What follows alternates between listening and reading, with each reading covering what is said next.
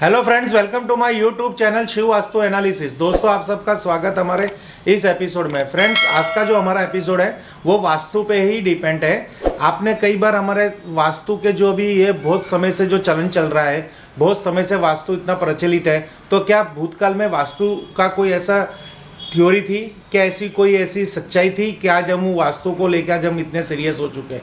Friends, पहले इस वास्तु के अंदर इतनी डीपली नॉलेज थी, इसमें इतने ट्रेडिशनल वास्तु थे कि आज मैं आपको उसी ट्रेडिशनल वास्तु में से एक वास्तु का यहाँ पे आपको जिक्र करना चाहता हूँ, जो आप खुद देखोगे तो आपको भी पता चल जाएगा कि ये वास्तु सच में हमें कितना पॉजिटिव है और कितना हमें इफेक्ट करता है हमारी लाइफ के लिए। पर ये जो वास्तु है उसकी कैलकुलेशन हमें मुंह जबानी नहीं आती, इसके लिए बहुत बड़ा अध्ययन करना पड़ता है। उसको अयादी वास्तु कहते हैं। अयादी वास्तु यानी आप प्राचीन वास्तु को अगर खोलेंगे, ऐसी कोई भी आपको अगर बुक, कोई लाइब्रेरी में से कोई भी ऐसी बुक प्राप्त होती है ट्रेडिशनल वास्तुशास्त्र की, तो उसमें पूरा एक चैप्टर है, एक विभाग है अयादी वास्तु का। ये अयादी वास्तु का इम्पोर्टेंस और उसका उपयोग कहाँ किया जाता था? जब हम कभी भी कोई प्लॉट खरीदते थे तो उस प्लॉट की लंबाई और चौड़ाई को ध्यान में देख के उधर उस प्लॉट की हम रचना करते थे, उसको हम खरीदते थे। जैसे मान लो कोई प्लॉट 10 फीट का है और उसकी जो लंबाई है वो 10 फीट है और चौड़ाई 15 फीट है, तो ये प्लॉट किस पोजीशन पे पॉजिटिव है और किस पोजीशन में ये नेगेटिव है। ये प्लॉट लेने के बाद यहाँ पे आमदनी बढ़ेगी कि खर्चा बढ़ेगा, ये अयादी वास्तु की इम्पोर्टेंस ही है और ये अयादी वास्तु की ही ये बेनिफिट्स है। तो ये अयादी वास्तु का जब हमने नॉलेज किया, हमारे कई ऐसे व्यूवर्स हैं जो ये वास्तु जानते हैं, वो तो हमें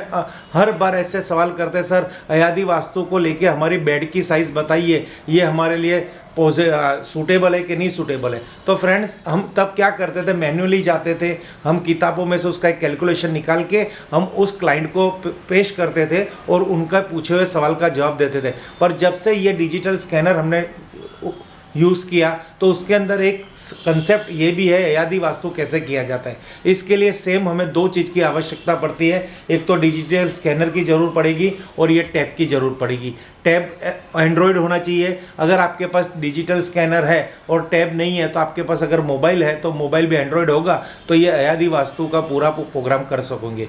तो इसमें क्या होता है और कैसे होता है ये मैं आपको बताता हूँ। सबसे पहले तो जब भी ये टैबलेट या मोबाइल के अंदर ये एप्लीकेशन जब आप ओपन करोगे तो तुरंत ही इसको ब्लूटूथ के जरिए स्कैनर भी आपको ऑन करना पड़ेगा, जिससे दोनों की कनेक्टिविटी हो जाएगी। अभी हम कुछ ही दिनों में हम हमारे लोकल गुजरात में कई शहरों में, जैसे बड़ौदा हो गया, सूरत हो गया, अहमदाबाद हो गया, राजकोट हो गया, भावनगर हो गया, ऐसे अमरेली हो गया, ऐसे बहुत सारे शहरों में 1 डे का एक वर्कशॉप रखने वाले हैं। उसकी कुछ फीस भी होगी। उस फीस के अंदर हम आपको ये डिजिटल स्कैनर कैसे वास्तु में यूज़ किया जाता है, कैसे एस्ट्रोलॉजी में यूज़ किया जाता है, कैसे रेकी में यूज़ किया जाता है, कैसे इससे वास्तु की प्रैक्टिस कर सकते हैं, कैसे न्यूमरोलॉजी में इसको यूज़ किया जाता, उसका 1 डे का एक वर्कशॉप होगा। उस वर्कशॉप के साथ साथ आपकी पर्सनल ऑरा की एक PDF फॉर्मेट रिपोर्ट तैयार होगी और साथ साथ अगर आप अपना घर का नक्शा लेके आएंगे तो उस नक्शे के अंदर हम आपको इस डिजिटल स्कैनर के द्वारा आपके वास्तु की एक PDF रिपोर्ट भी तैयार करके देंगे।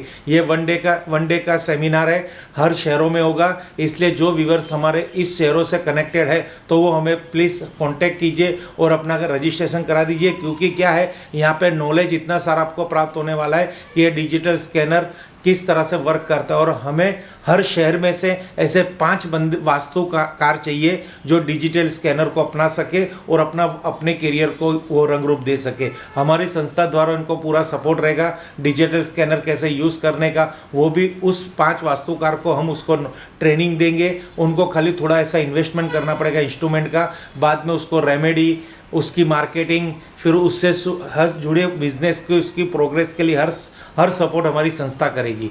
ये एक पूरा हम प्रोग्राम लेके आने वाले हैं कई दिनों के अंदर। कुछ शहरों के अंदर हम आपको ऐसे व्हाट्सअप के माध्यम द्वारा या फिर फेसबुक की पोस्ट के माध्यम द्वारा हमारी ऐड, यूट्यूब में हमारी वीडियोस आपको हमेशा ये मिलती रहेगी। आज जो हमारी पोस्ट में है, जो आज हमारी जो वीडियो है, उसकी जो मेन टॉपिक है अयादी वास्तु को कैसे यूज़ किया जाए। तो मुझे एक क्लाइंट ने अपने बेडरूम की साइज़ पूछी है कि सर मेरा ये बेडरूम इस साइज़ का बिल्डर ने हमें दिया है, तो क्या वो मेरे लिए पॉजिटिव है।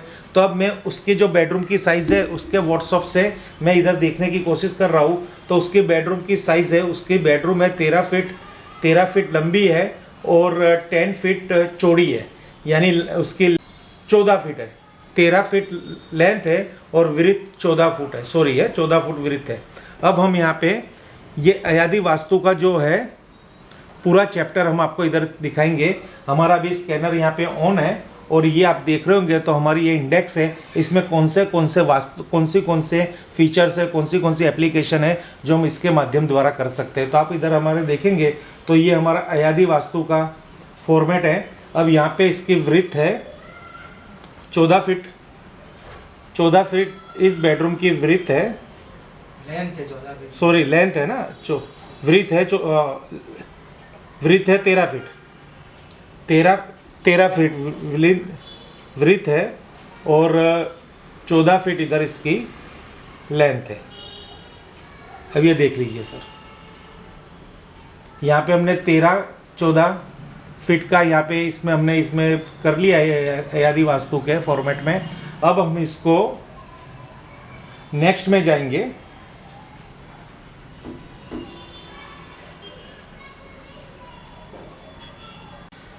अभी आप यहाँ पे देखोगे तो विड्थ हमने 13 फीट डाल दी है और लेंथ 14 फीट डाल दी है। अब यहाँ पे हम इसको डन करेंगे, फिर इसको हम सबमिट करेंगे। अब यहाँ पे हम इसको व्यू करेंगे तो आप देखोगे कि यहाँ पे एक पूरी रिपोर्ट जनरेट हो गई।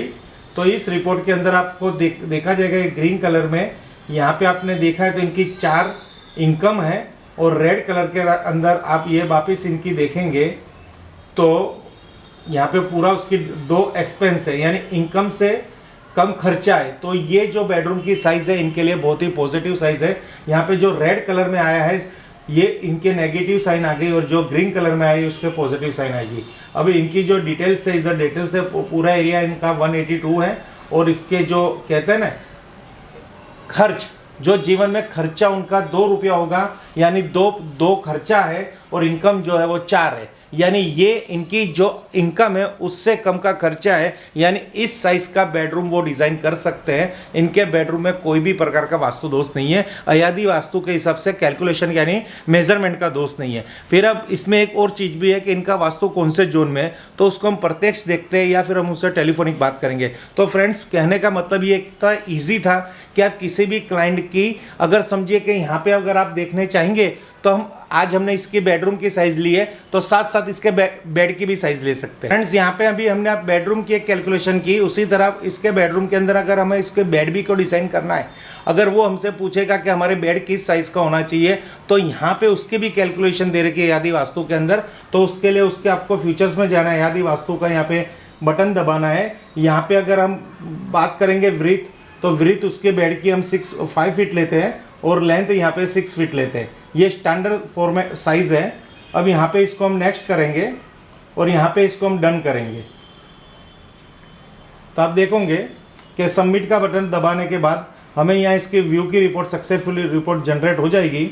और यहाँ पे आप देख सकते हो तो इसकी एक्सपेंस 2 है और इनकम 12 है, यानी उसका जो बेडरूम परफेक्ट अगर हम डिज़ाइन कर रहे पड़ रहे हैं 13 बाई 14 का और बेड भी उसका 5 बाई 6 का डिज़ाइन करेंगे तो यहाँ पे इसको परफेक्ट 100% रिजल्ट मिलेगा। क्या कि कभी हम वास्तु करके आते हैं तो वहाँ पे छोटी छोटी बातें यही नहीं देख पाते क्योंकि हमें इसकी नॉलेज नहीं है, हमारे पास ऐसा कोई टूल्स नहीं है कि इतना बारीकाई से हम ट्रेडिशनल वास्तु उसको प्रेजेंट कर सके। तो इससे क्या है, ऐसी बहुत सारी चीज़ें, अभी ये तो एक छोटा था, अभी हम यहाँ पे एक बात कर लेते हैं। एक शॉप है तो शॉप का अगर आपके पास कोई क्लाइंट आता है तो उसकी कैसे कैलकुलेशन कर सकेंगे, तो शॉप के लिए भी बहुत ही बढ़िया चीज़ है। यहाँ पे अभी शॉप की हम एक फॉर एग्जांपल हम उधर यहाँ पे उसका एक कैलकुलेशन डाल देते हैं अयाधी वास्तु के अंदर।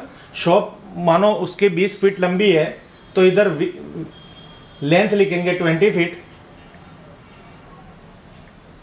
और 6 इंच, यहाँ पे 6 इंचिस, उसी तरह 10 फीट 6 इंच। अब इसको हम नेक्स्ट पे चले जाते हैं, यहाँ नेक्स्ट के बटन को सबमिट कर दो। यहाँ डन का एक ऑप्शन आ गया कैलकुलेशन होने के बाद, इसको डन कर दीजिए, इसको सबमिट कर दीजिए और इसको व्यू कर दीजिए। तो आपको यहाँ पे पूरी रिपोर्ट रेडी हो जाएगी कि इस रिपोर्ट को हमें क्या है। तो यहाँ पे आप देखेंगे तो एक्सपेंस इस शॉप का होगा वो 7 है और इनकम 8 है। तो यहाँ पे ये शॉप की जो हमें वास्तु की डिज़ाइन करनी है, अगर यहाँ पे कुछ कैलकुलेशन मिस्टेक आता है तो 6 फीट है उसको हम थोड़ा कम कर सकते हैं और 6 इंच को हम कम भी कर सकते हैं और बढ़ा भी सकते हैं। फॉर एग्जाम्पल ये तरह का वास्तु अगर आपको करना हो, ये क्लाइंट को क्वालिटी देनी हो, इतनी बारीकाई से ट्रेडिशनल वास्तु हयादी वास्तु को आपके बिजनेस करियर में इनबिल्ड करके अच्छे से अच्छा वास्तुकार बनना हो, तो एक बार फ्रेंड्स हमारी इस वर्कशॉप में आ जाइए। ये वर्कशॉप हमारी ऑनलाइन भी होगी और ऑफलाइन भी होगी। जैसे होगा आपको सबमिट करते रहेंगे, खाली आपको हमें व्हाट्सअप करके आपका कॉन्टैक्ट नंबर देना पड़ेगा जिससे हम आपसे जुड़े रहें। फ्रेंड्स, वास्तु की ऐसी और सारी कितनी भी ऐसी टिप्स है, कितने भी ऐसे हमारे अनेक अनेक रेमेडीज़ है जो हम डिजिटल ओरा स्कैनर के माध्यम से कर सकते हैं। तो इसके लिए आप अवश्य हमारे इस वर्कशॉप में आइए। और आज हमने आपको एक फीचर बताया, इससे कैसे बहुत सारे फीचर्स है इस इंस्ट्रूमेंट के अंदर। आप एक बार इस ओरा स्कैनर, डिजिटल ओरा स्कैनर को समझने की कोशिश कीजिए। ये जो आपके बिजनेस के अंदर बहुत ही सपोर्टेबल है और कस्टमर को इतना इफेक्ट और इतना इंप्रेस करेगा कि आप अपना बिजनेस बहुत बड़ा बना सकोगे। Thank you friends. Her her Mahadev, her her Mahadev, her her Mahadev.